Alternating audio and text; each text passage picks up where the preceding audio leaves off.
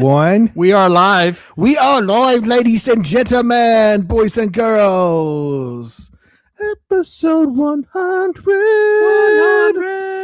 Episode 100.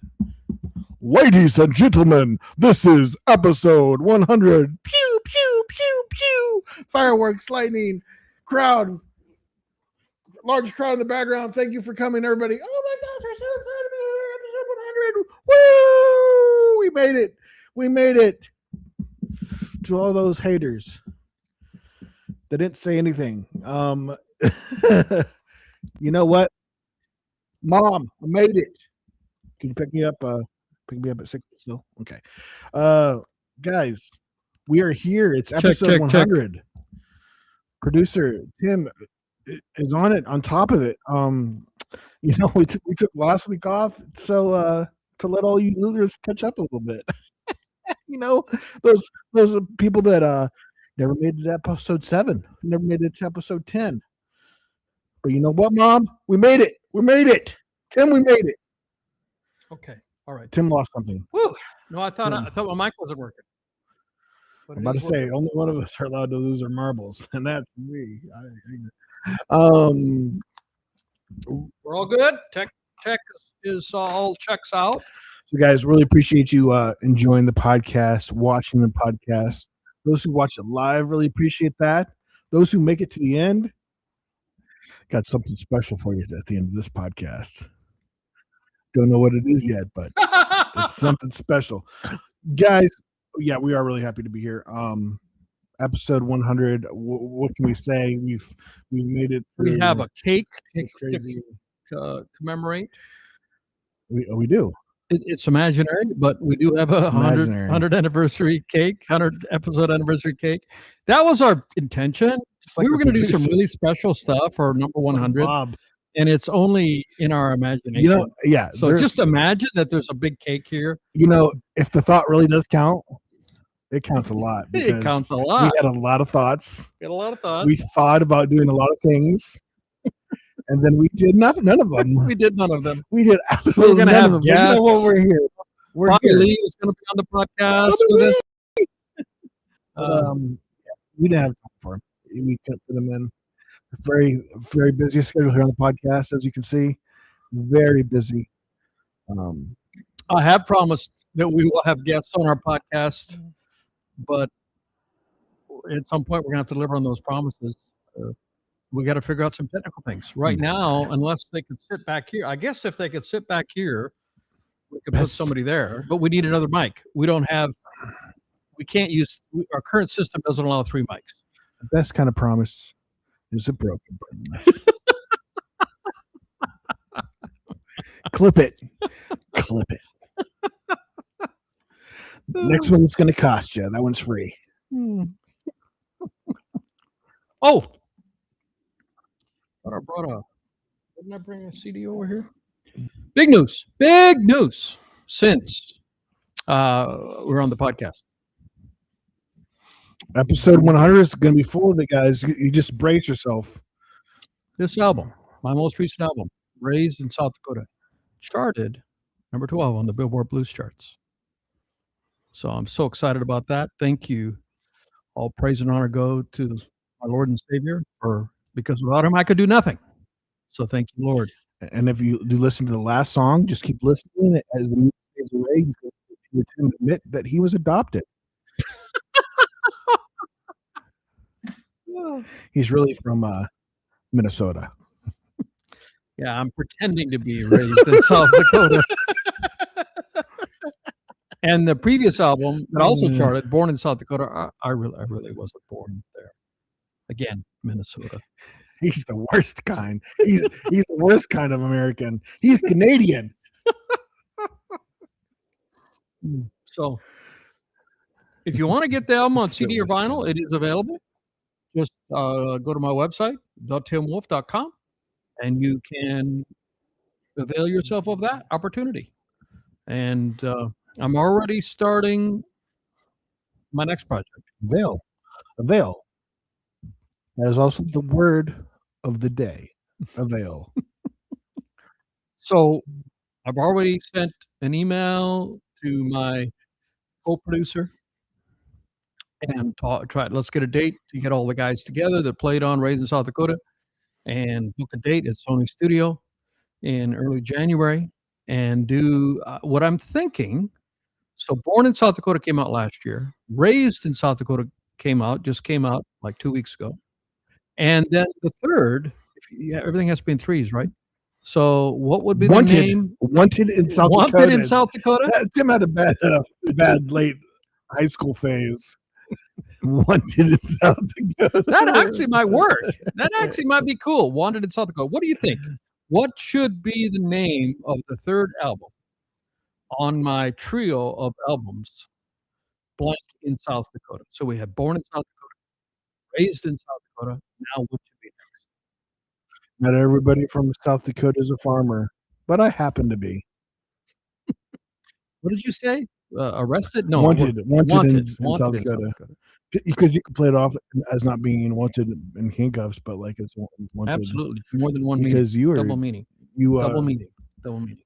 you were wanted there. That's what pulled you back to South Dakota after your yes.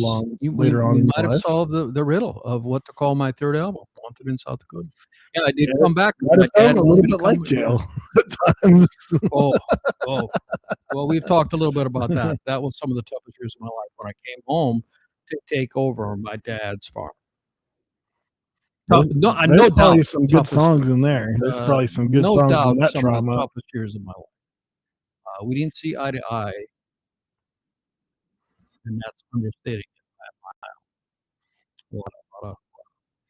But I mean, we made up toward the end, and before he passed, and we loved each other, and I miss him. I had a dream about my dad last night. Actually, we were working, because that's how we shared. That's how we bonded. We worked so much, and we were working. And he was driving a truck, and I was on the passenger side, and we were laughing and joking, the good old times. And it was, I woke up and I was like, when you wake up, He had the best laugh.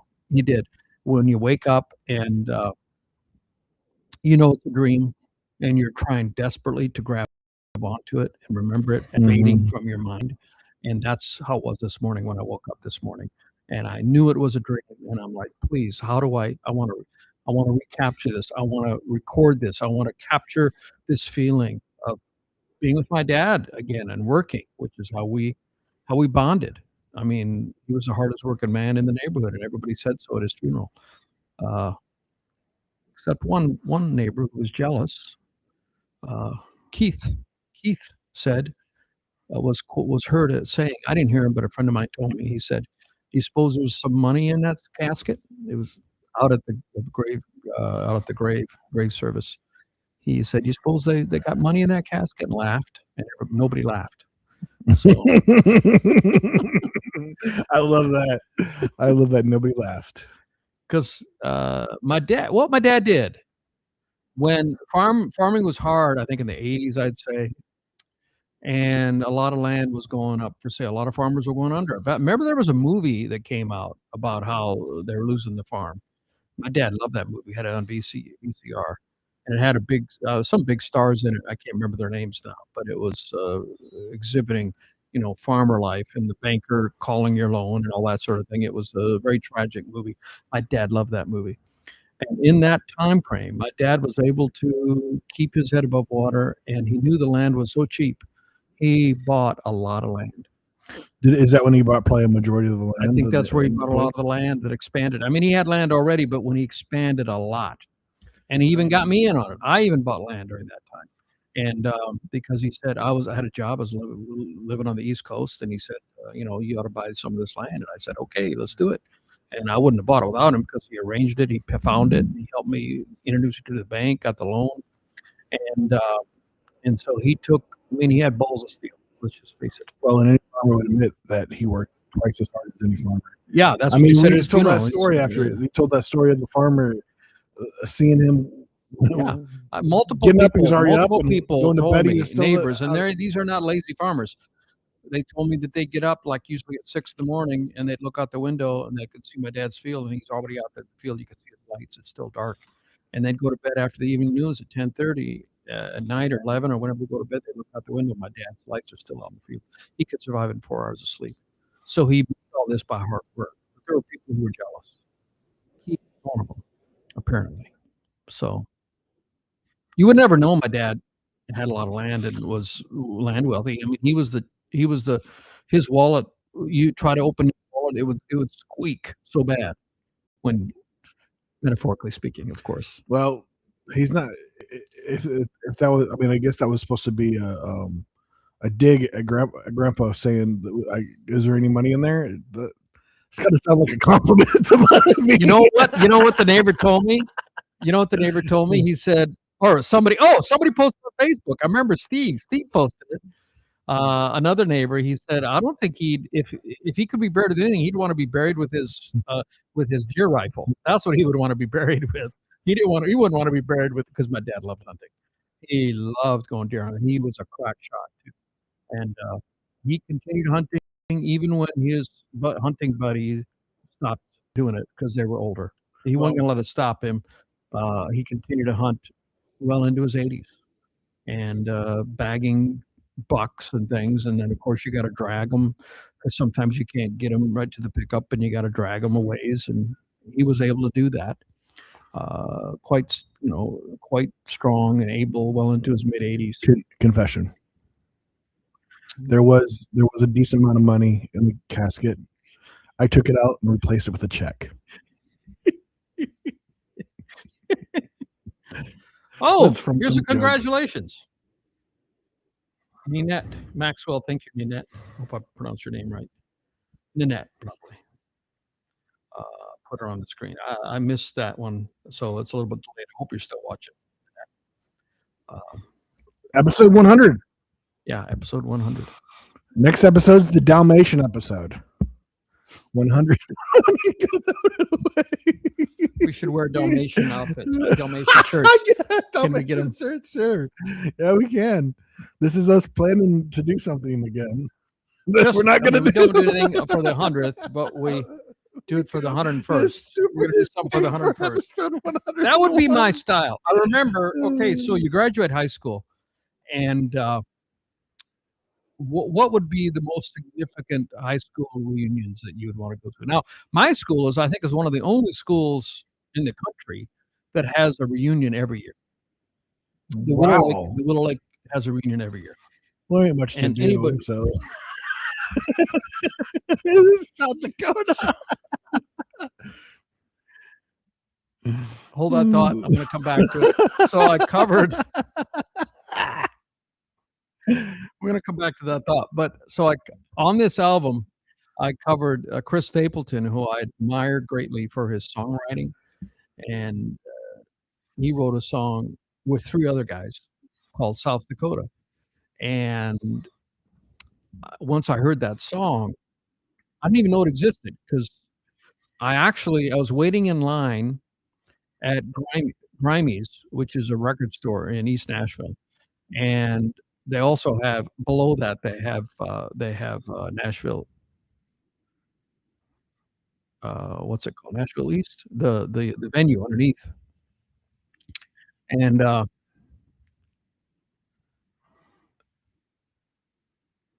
that's not what it's called. But anyway, I'll think of the name anyway. So there's a venue underneath it. But anyway, on this, and they sell records and vinyl.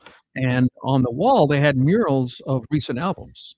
And Chris Stapleton, I was waiting there to see Marcus King, who another guy I love. And I was going to get his, and I did. I did have about 5 minutes with him, and I have some selfies with him. He signed my CD. And anyway, I'm waiting. The line went around outside, and I'm waiting. I look up at the mural, and there's a mural from the most recent album from Chris Stapleton. And it lists the songs that were on that album. And I noticed that one of the songs was entitled South Dakota. And I'm like, what the heck? Chris Stapleton has a song entitled South Dakota. He also has one entitled Arkansas, something to do with Arkansas. I don't remember if it's just Arkansas, but there is a song. So apparently he must get inspiration from different states. He watches the podcast. Yes. Anyhow, so I looked up that song and we covered it, and I'm very proud of the version that we did. And I played it for my nephew, this guy. And one of the lines is, I'm in South Dakota, trouble ain't hard to find. And and you completely disagreed with that. Remember when we played it? Maybe you don't remember. You said, Probably, yeah, I remember there ain't that. nothing going on in South Dakota. You can't find trouble in South Dakota. That was your reaction. So you're saying that you were saying that Chris Stapleton is a bad songwriter? Is that what you were saying? No, but do you think? But does he staple a little bit? No, he staples a ton. Anyway, someone else told me, and I couldn't find anything about this online because I Googled it, but someone else told me, because it's a dark song. The first verse goes, Lord, this morning when I woke up, I wanted that whiskey in my coffee cup. Had last night ringing in my head, telling me I ought to go back to bed. And then stay in the your chorus whiskey is, lane. Then it's, I'm in South Dakota. Trouble ain't hard to find. Yeah. Oh, yeah. That line's really good. The way he does South Dakota is really good. I'm in South Dakota. Trouble ain't hard to find.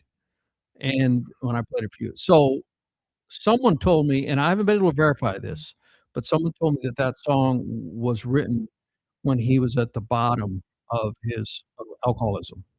And that would track, because he was saying he was having difficulty. And now I think he's sober. I think he's kicked alcohol. I don't know, in fact, but that song would make a lot more sense if it was when he was struggling. So then the last verse goes, I'm staring down the devil and I'm scared to death. Nothing is everything I got left. Oh, so he starts with, the nights are long and the days are cold. Staying alive is getting old. He was depressed, apparently, according to the song. Nothing is everything I got left. I'm staring down the devil and I'm scared to death. I'm in South Dakota. And it would track that if when he wrote that he was struggling with depression and alcoholism. And but I don't know for a fact that was the backstory. But I covered it word for word, even though, I don't drink coffee in my coffee cup. And I don't. One there in that song for sure. He wasn't staring down the devil. The devil's not in South Dakota. Everybody knows the devil is in either DC or California. Maybe it's a lookalike. It was a lookalike. Anyway, so. All right, let me check, see any more comments. Comments, bring all your comments here to No Sugar, No Cream. For the next 100 episodes, we will be changing our name to A Little Bit of Sugar, A Little Bit of Cream. Okay, we were talking about something else. I said put a pin in it. What was that subject? Now I can't remember. A joke I made about something. I made a joke about something you were gonna. Can't remember what it was. Lost your train of thought. Neither of us can retrack it. So it's gone. We don't have a train. We don't have a train or thought. No, that's a different. That's kind of gone train. forever. That's gone forever. I was talking about all aboard. Sorry. Yeah. So the next album, Wanted in South Dakota. Wanted in South Dakota. It has a good ring to it. Has a good ring to it. Maybe that'll be the third in the trilogy. Make a trilogy. Trilogies are a good thing, right? You can't just stop at two, right? Trilogies. I mean, there are 3 Godfathers: Godfather 1, Godfather 2, Godfather 3. There are 3 original Star Wars until they completely lost their minds. You don't give a crap about Star Wars. You said that like you cared. You don't give a crap. That was cute, though. I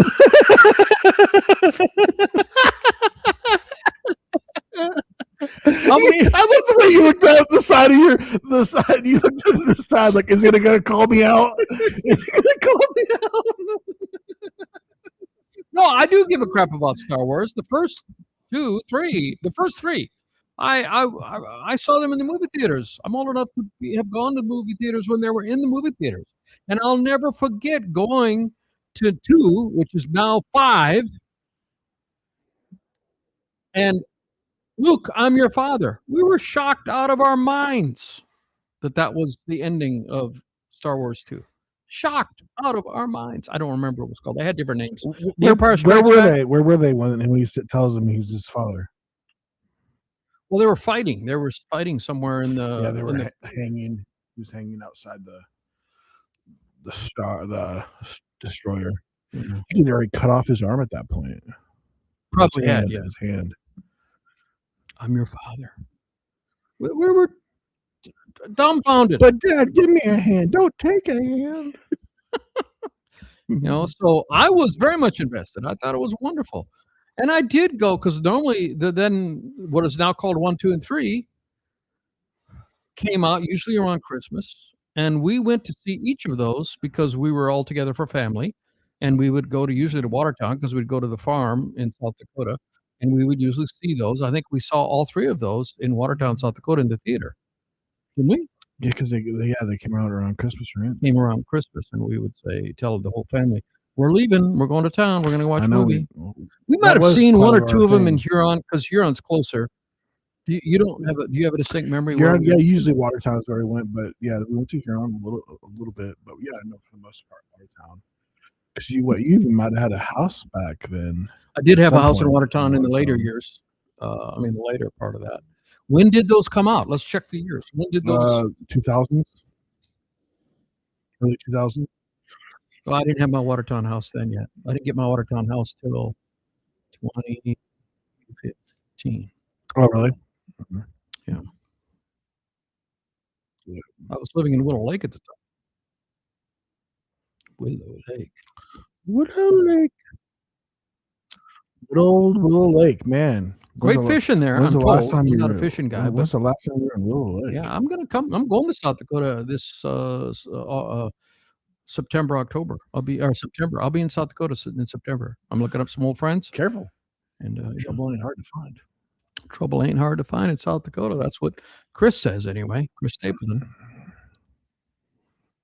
So yeah, I covered that. I think I was talking about covering it, and so I just thought it fit really well to be on my album "Raised in South Dakota," and it's a very bluesy. Well, I think we did it even bluesier than Chris Stapleton did. I think he's still a country artist primarily, but we really made it bluesy. So check it out. It's on streaming. South Dakota, Tim Wolf cover of Chris Stapleton, South Dakota, and I don't think that was a single. So not a lot of people didn't even know that's a Chris Stapleton song. In fact, my band played with a couple guys from Nashville, and they learned all the songs.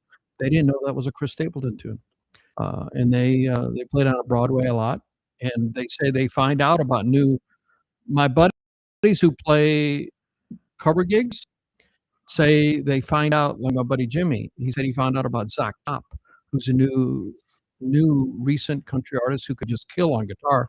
Have you heard of Zach Top?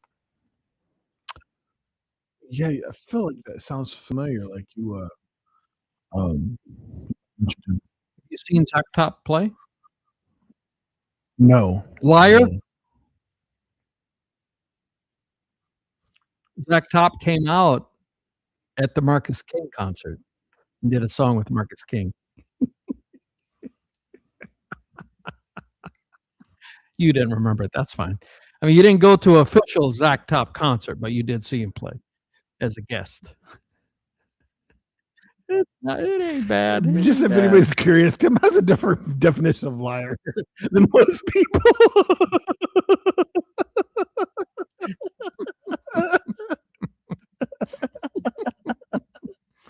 Well, stating the worst part is stating an untruth is a lie, isn't it? No. Isn't it? You can't accidentally lie. When you lie, you know you're lying. If you state an untruth, that's a lie.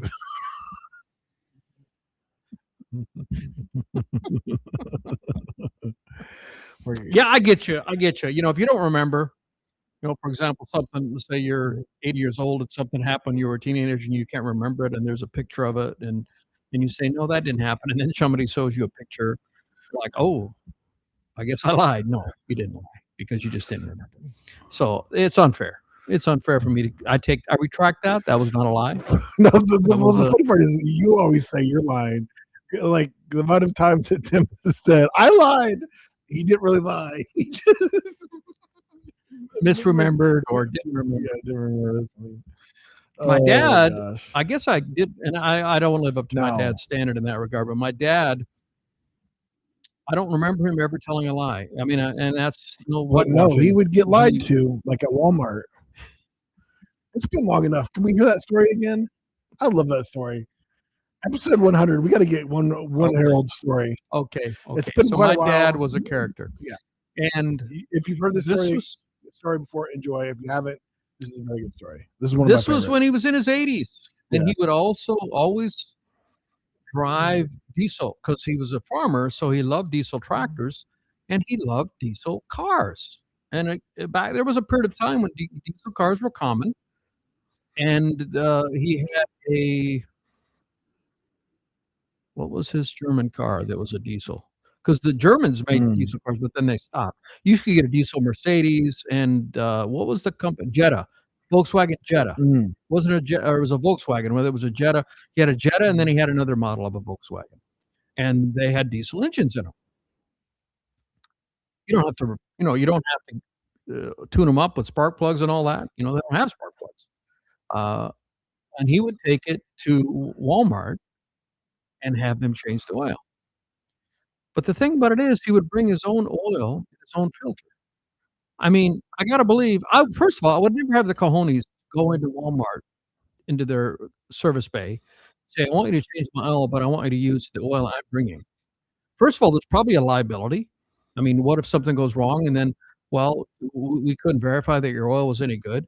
I wonder, could you think you could do that? You go to Nashville and use them here nearby. Do you think they'd let you use your own oil? Probably a lot of places wouldn't. Yeah, probably. I don't think most places would. But it was South Dakota, Huron, South Dakota, small town, and everybody knew everybody. So my dad would come and he'd bring his own oil and his own filter. I don't know where he got it, but he probably. How would you get it any cheaper than from Walmart? Got it for free at a deal from with the one spot he always goes. Menards. Menards, yeah. Save big money at Menards. Anyway, so we go, and I'm with him that day. I don't know why, but I was there, and I'm with him. They have a little waiting area, and I'm waiting there, and he goes up and he says, "Can you change my oil?" And I have my own oil and filter, and the guy behind the counter says, my dad says, "How much would that be?" And he says, $12 to $15. And I to this day wonder why he gave a range. Anyway, he gave a range. He didn't give a specific number. And so, they changed the oil, and then it's time to pay. And I'm again sitting in the waiting area. And my dad said, "How much is that?" And the guy says, $14.99. And my dad heard 12. He said 12 to 15. My dad heard the lower number.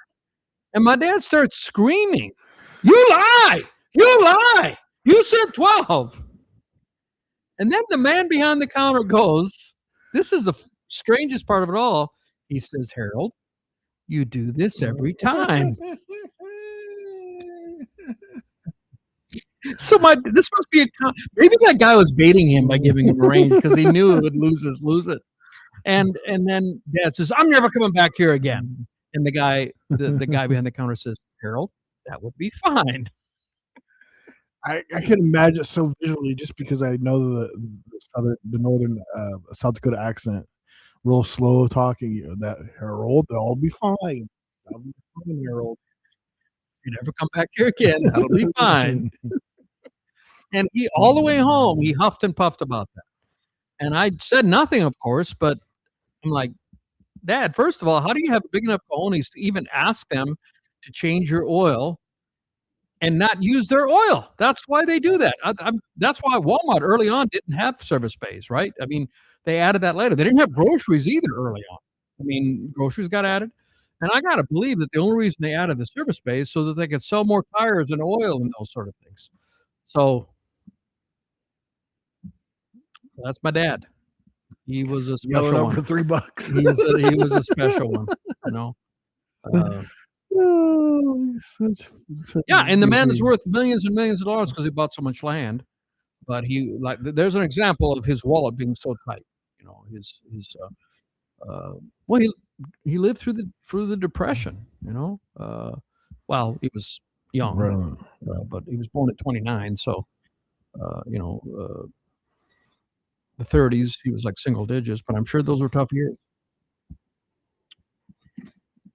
So we're so blessed today. I mean, compared to, back in South Dakota, and it's partially because of conservation. They didn't know how to conserve their land. they would till the land. And the 30s, not only was there a depression across the country, but in the Dakotas, they call it the dirty 30s, there was so much drought and all the land dried up, and they didn't have conservation measures like wind belts and strips of grass to prevent. And so the wind would come up, and the wind does blow in South Dakota, and it would blow the dust, the soil, so bad you couldn't even see sometimes. Sometimes it block out the sun. It'd be dark like night, I've heard. And you go into old houses that were already standing at that time, and if you open them up and go in the walls, they didn't even have sheetrock, but it was before sheetrock.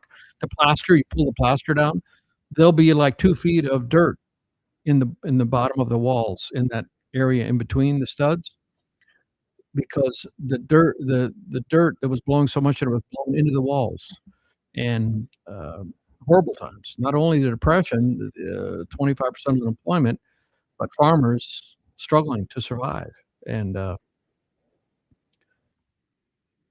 are tough times. And their conservation efforts. Since then, there's a conservation effort as a Department of Ag, and they spend a lot of time and effort on conservation. And they pay you to have grass strips and shelter belts and trees surrounding your property and to break wind. And that is a response to that horrible decade. I don't know if it was all the full 30s, but it's known in that area as the dirty 30s because the stories I heard, worst case, blew so bad it blotted out the sun. You thought it was night. It's the middle of the day. Nasty stuff. And nowadays, there's a good amount of farmers that would you say that are millionaires from farming, huh? No, I wouldn't say yes. Yes, if you own the land is worth a lot. But there's today in farming, you can't just say graduate high school and say, I'm going to be a farmer. No, it's all family. It's probably land that your great grandfather bought. And those are the people who are the farmers. And the amount of people it needs to farm an acre of ground is going down and down. In fact, I met with one of our mentors that came, he's from South Dakota, and he came here. His daughter goes to school here, and he comes periodically, rents some of our ground in South Dakota. And I really enjoy meeting with him. We have a lot of similar interests. Anyway, and I asked him about self-driving tractors, and he says not that far away. So around 2008, I remember that year specifically, something called auto steer came on, where GPS was sharp enough that it could go on your tractor and your combine if you paid for it and then paid for the subscription for the GPS, that it could guide your implement down the field.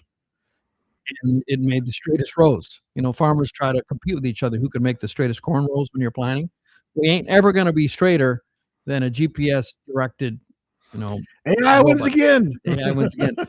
And the only thing is you had to be in the tractor, because when you got to the end of the field, it couldn't move itself around. You had to take over control, lift the implement out of the ground, if you were planting or disking or plowing or whatever you were doing, and turn it around and set it on place, and then start it back up again. And then you could be scrolling your phone or looking behind to make sure that everything, because things plug up. Like if you're planning, you want to monitor what's going on behind you to make sure one row doesn't plug up or something. But it's a lot less stressful. Well, that's 2008. So, and a lot of farmers got that auto steer. Well, that's almost 20 years ago.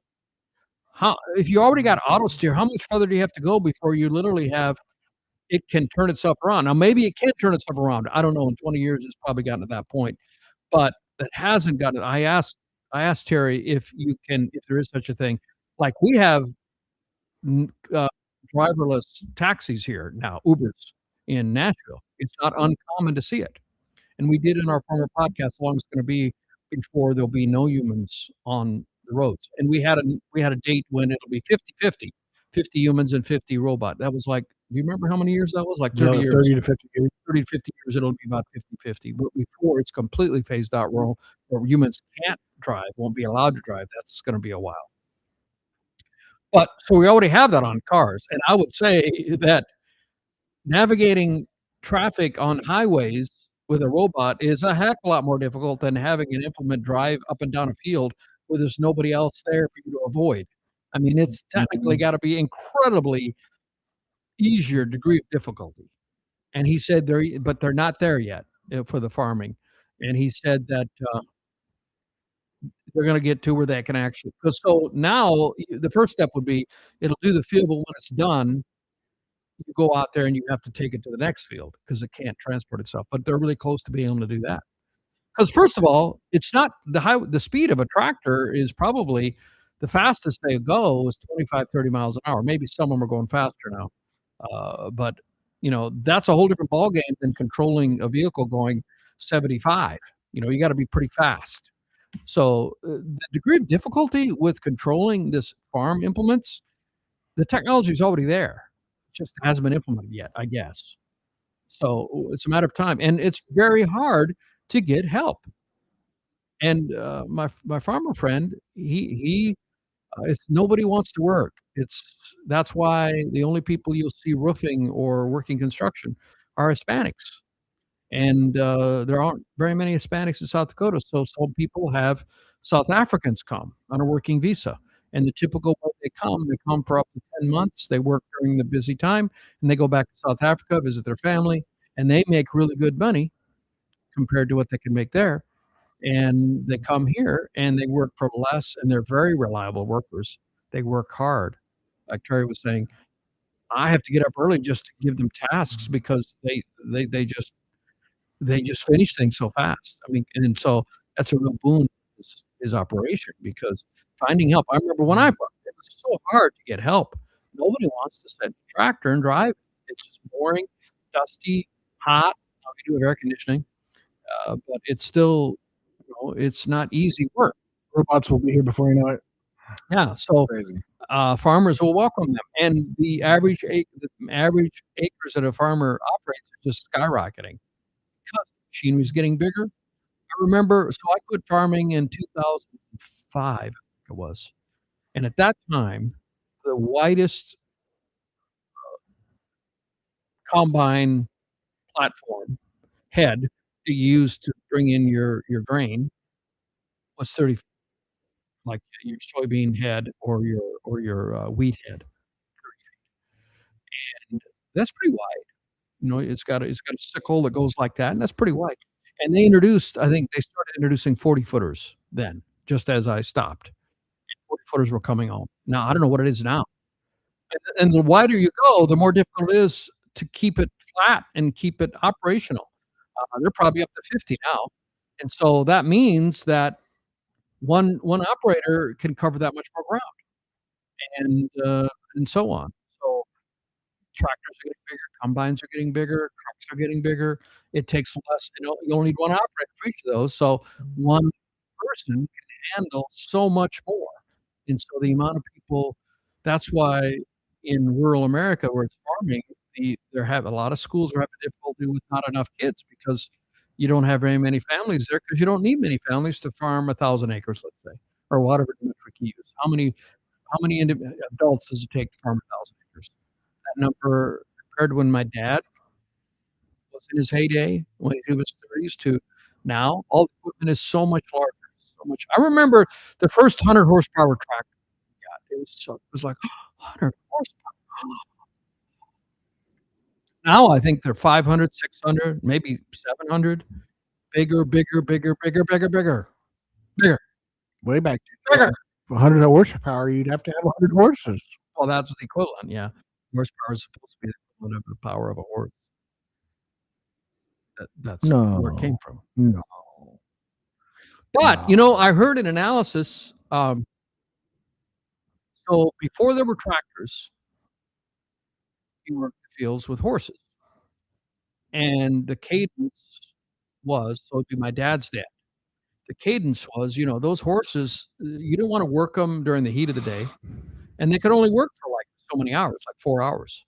And then you'd go take a break, put them in the barn, give it food, give them water, and you'd go in and, have dinner, maybe make love to your wife, that's added. Nobody talked like that.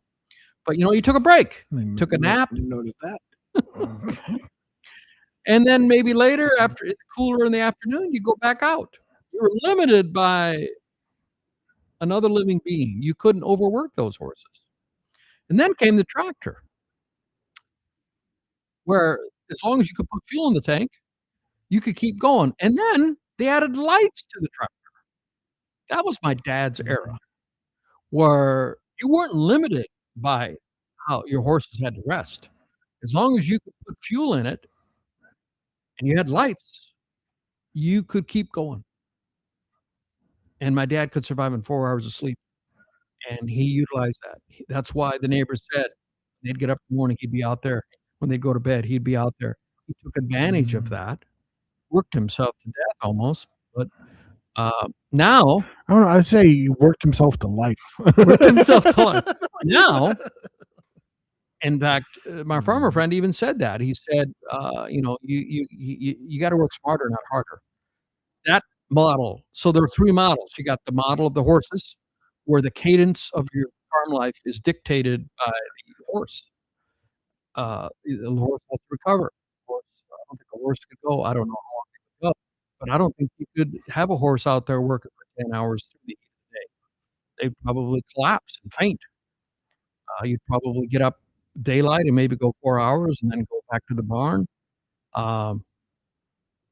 Then the tractors came, but now the implements are so big. You got to be able to market your grain. You got to be good with futures, and you got to make strategic decisions and buy your inputs properly. And you got to work smart, not harder. So 3 different eras in a way in farming, and I think farmers would tend to agree with that, who've lived through that, and probably generations. Today's generation. That's been your farm. I'll never forget. I came back to take over my dad's farm, and I'm college educated, engineering degree, MBA.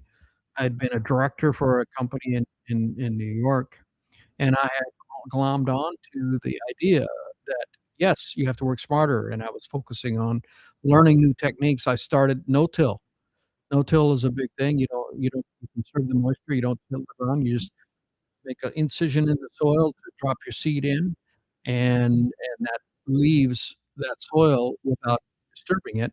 There's new technology. My dad didn't know what to think of that, but then when he saw that the yields jumped, he approved it. But I would be in my office and I had my employees out working, and I remember family member, not like uncles and aunts or friends of my dad would call, and it'd be like 10 in the morning, and I'd answer the phone, and they'd be shocked that I was in the house before cell phones, or that I was by the phone. Oh, what are you doing in the house? Because that was not the norm. Farmers didn't. If the sun was shining, the farmers were not in the house except for lunch. 10 in the morning. What are you doing? You're by the phone. I was in my office actually, but you're by the phone. What? Something wrong? Are you lazy? Are you going to succeed? That was all in that. What are you doing in the house? Are you sick? Well, hopefully maybe you want to be a farmer someday. That inspired you. That's your lesson on farming today. There'll be a small quiz at the end. It's multiple choice, of course, as usual. Yeah, episode 100, ladies and gentlemen. Triple digits, baby. Triple digits. Nothing but triple digits from here for a little while. But 900 more before we can go to 4 digits. Hope you're here for us, with us when we get there. He might have been born in South Dakota, but he's well educated. He got himself a college degree. Well, let's talk about it. I mean, 900. If we did one a day, we could do it in 3 years. One a day. Let's do it. Less than 3 years, 365 days a year, and we'd be through 900 probably about 2.5 years. I'm gonna take a break tomorrow. Well, that about wraps it up for today, guys. That's about I'm there. Appreciate you guys. I hope you enjoyed the podcast, episode 100. We're going to go enjoy our cake. Very yummy. I think Bob is making a surprise visit. Came back from vacation to wish us the best. Bob, great. Thanks, Rob, Bob. appreciate you. Bob, wake up. Bob. Bob! No one's there. No one's there. Guys, we love you very much. Thank you for being here for all 100 episodes. Yeah. And if you haven't watched, feel free to go back and watch watch all 100. There's no issues with they all went perfectly. No errors whatsoever. No dead space. We're professionals. We got the hang of this. Yeah, all joking aside, if you go back to the first 10, you'll see some primitive. For one, we were facing away from each other. Speak for yourself. I can't pull that one off very well.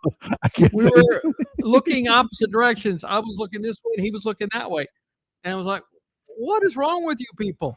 Talking about us. Why would we put a podcast like that? And I don't remember some of the other. We should go back and watch number 1 and number 2 and number 3 just for yucks and giggles. And we're still improving. We're still getting better. I believe. I think we're getting better. We changed our camera recently. How many episodes have we done with the new camera? About 10, I think. About 10. I think the impact is much nicer, much more high resolution, I believe. And what else have we done? Oh, now I got the computer here where I can literally see comments and respond to them in real time. That's been maybe 20 episodes, maybe 30. I don't know. Back in the day, we couldn't do that. We just had to. I mean, it was like, duh. Why don't we do that? Well, the reason was we needed this box right here. We didn't have an interface, so we got this interface so that we could have our 2 mics. So slowly, it's mindset. Why don't you do this? Well, this is not difficult. Why don't we do it that way? And so that's what we did. Not too bad. And so Tim always says he doesn't like the company, but I said I'm not going anywhere. We're going to just do it. We're going to do it. So if you have any suggestions of things we could do or should do to improve, or ideas for podcasts, or ideas for things we could do for our second 100. Now we're on to our second 100. We got 100 under our belt, and we're going to do our second 100. We are going to start having guests. I promised at least 2 different people that they can be guests on our podcast. I didn't approve this. Yeah, I got to get approval from Seth. So he didn't approve it yet. Good luck. So I'm quite the authority on my way or the highway. So we love you very much. Yes. We will see you next time. If you're on Facebook, feel free to share the podcast. We'd appreciate that. Follow us on Spotify, Apple. Also, we're on Instagram and Facebook. And check us out on YouTube. It's live there on YouTube every week. And check out our clips. Feel free to share our clips. Every once in a while, we think they're funny. We'll see you next time for episode 101, the Dalmatian episode. Yes, sir. Should be interesting. See you next time. Bye. We're still on for some channels. For some channels. Hello, some channels. We appreciate you, some channels. Not all channels, but some channels. That's all you're going to say? YouTube and Facebook. That's all I'm going to say is YouTube and Facebook. We love you.